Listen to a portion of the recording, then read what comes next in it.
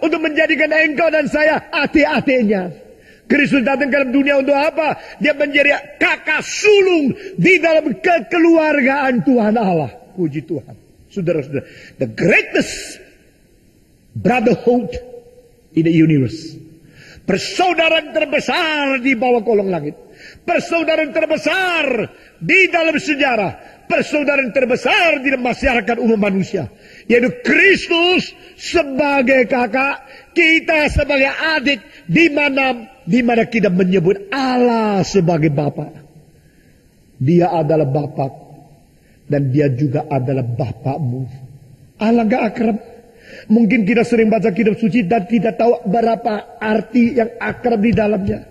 Karena dia adalah Bapakku dan dia adalah juga Bapamu. Saudara-saudara, bolehkah membagi Bapak? Membagi-bagi harta itu luar biasa loh. Membagi-bagi Bapak itu tidak ada loh.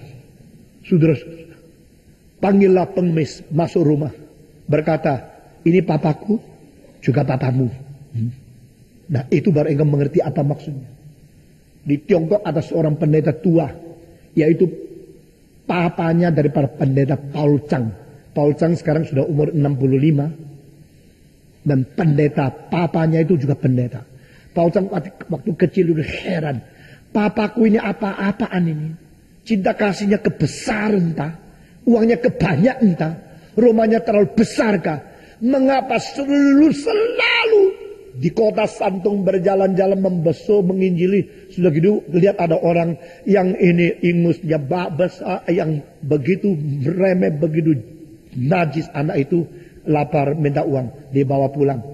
Jadi anaknya sendiri. Kalau dia lihat anak yang kasihan, dibawa pulang.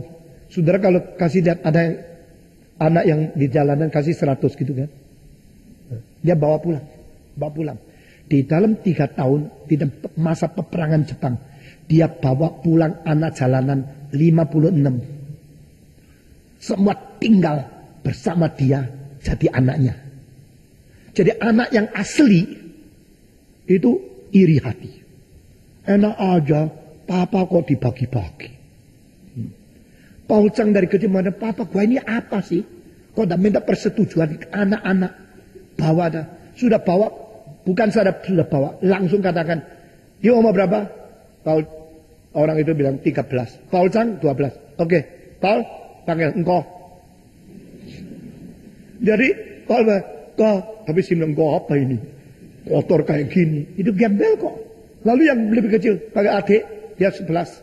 Nanti perempuan laki semua dibawa pulang 56.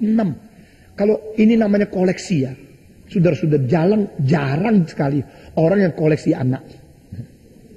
Saya cuma tahu di dalam dunia ada satu orang koleksi anak seperti ini. Namanya apa?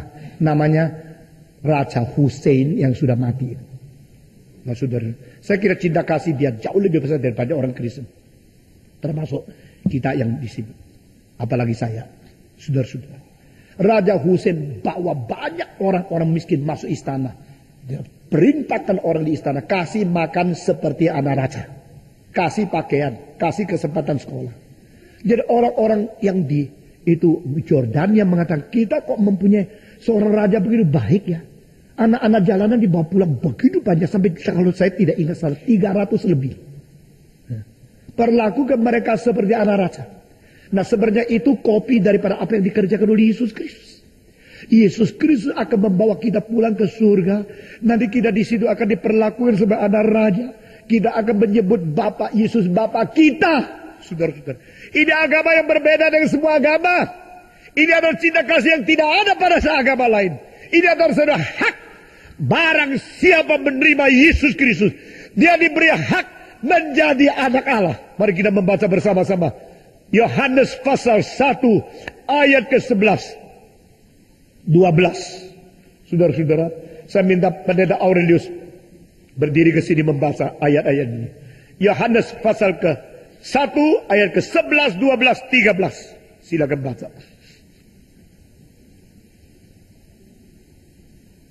Ia datang kepada milik kepunyaannya, tetapi orang-orang kepunyaannya itu tidak menerimanya. Tetapi semua orang yang menerimanya diberinya kuasa supaya menjadi anak-anak Allah, yaitu mereka yang percaya dalam namanya. Orang-orang yang diperanakan bukan dari darah atau dari daging, bukan pula secara jasmani oleh keinginan seorang laki-laki, melainkan dari Allah. Kita membaca bersama-sama ayat ke-12 dan 13. Semua, 1, 2, 3. Tetapi semua orang yang menerimanya diberinya kuasa supaya menjadi anak-anak Allah, yaitu mereka yang percaya dalam namanya. Orang-orang yang diperanakan bukan dari darah atau dari daging, bukan pula secara jasmani oleh keinginan seorang laki-laki, melainkan dari Allah. Apa artinya? Barang siapa yang menerima Yesus diberi hak menjadi anak Allah. Lalu dengan proses apa? Dia dilahirkan kembali. Bukan dilahirkan oleh kemauan laki-laki. Berarti bukan kelahiran akibat hubungan seks.